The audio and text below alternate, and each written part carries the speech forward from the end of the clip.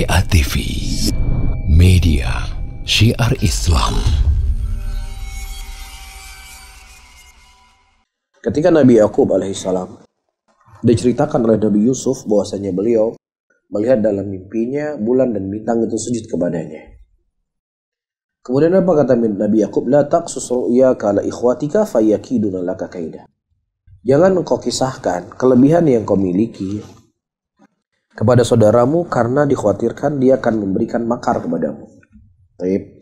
Nah, di antara hal yang akan bisa mengurangi mudarat itu kepada kita, ya, kita jangan terlalu memamerkan apa yang kita miliki. Karena ketika kita terlalu memamerkan apa yang kita miliki, maka orang-orang yang hasad itu kan semakin hasad kepada kita, dan dia akan berusaha untuk mencari segala cara untuk menghancurkan kita. Sehingga kita jangan sampai menjadi pembuka pintu-pintu kejelekan. Ya, dan ini bukan akhlak seorang muslim. Akhlak seorang muslim adalah selalu membuka dari pintu-pintu kebaikan. Ya, makanya kelebihan yang kita miliki jangan suka kita cerita sama orang. Kita khawatir orang akan hasad kepada kita.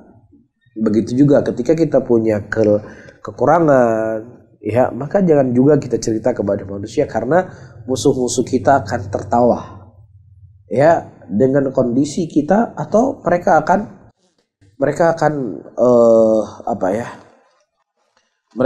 bahagia, ya, mereka akan bahagia atau merendahkan kita dari kelebihan yang dimiliki oleh seseorang. Maka hendaknya seseorang ketika dia punya kekurangan, maka kekurangan itu diadukan kepada Allah Subhanahu wa taala.